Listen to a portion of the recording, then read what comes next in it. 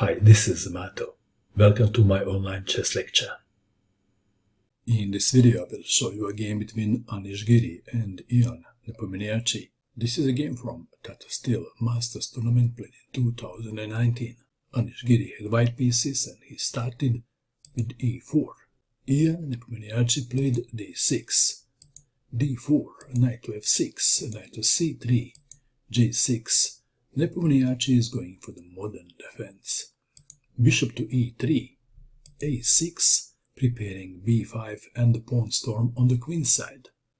Queen to d2, b5, threatening b4, and then knight takes on e4. f3, defending the pawn on e4 and also preventing knight to g4. Knight from b to d7. This is a very interesting strategy by Nepomniachtchi. He actually never played bishop to g7, the standard move. Anish Giri castled queenside, knight to b6, g4, bishop to b7, knight to h3, knight from f to d7, bishop to e2, e6. Who is better, white or black? White castled, has rooks connected and has more space. White is better, at least on the surface. Do you agree? Bishop to g5, bishop to e7, queen to e3, bishop takes on g5, knight takes on g5. Black to move. If black castles king's side, he would have a problem on the dark squares, among other problems, because there is also h4 coming. Played h6, knight to h3, and now queen to h4, attacking the knight and preparing to castle queenside. Knight to f2, and Nepomniachtchi castled queenside. This way he doesn't worry about the weak dark squares on the king side.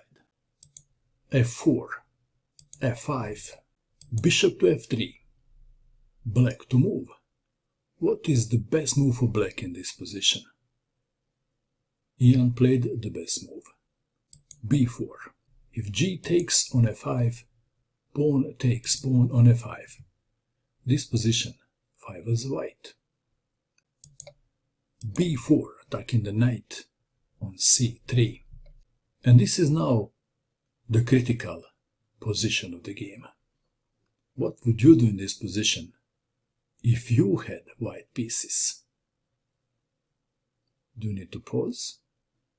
Giri made a mistake in his calculations and played pawn takes pawn on f5. Knight to b1, not a flash move, is better than the move played in the game. But after f takes on e4, knight takes on e4, knight to d5, black is standing slightly better. Back to our game. In this position we have pawn takes pawn on f5, e takes on f5, sacrificing the knight on c3. b takes on c3, f takes on e6, c takes on b2, check, king to b1, knight to f6, bishop takes on b7, king takes on b7, queen to f3, check, d5. And it is now clear that white doesn't have any compensation for a sacrificed piece. The game continued. Knight to d3, knight to e4, knight to c5, check, king to a7, queen to a3, threatening queen takes on a6. But this problem is easily solved by playing what? Knight takes on c5, queen takes on c5.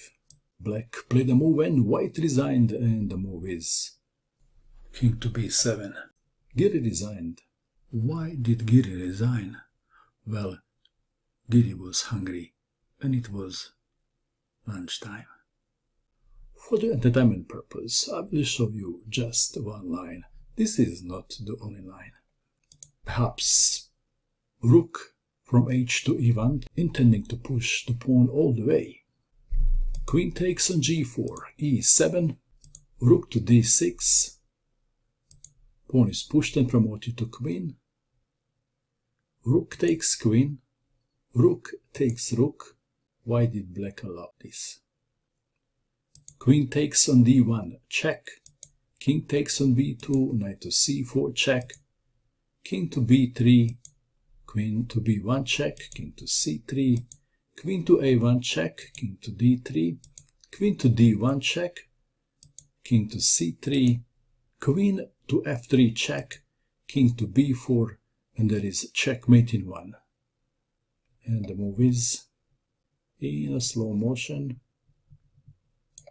Queen to a3, check, mate.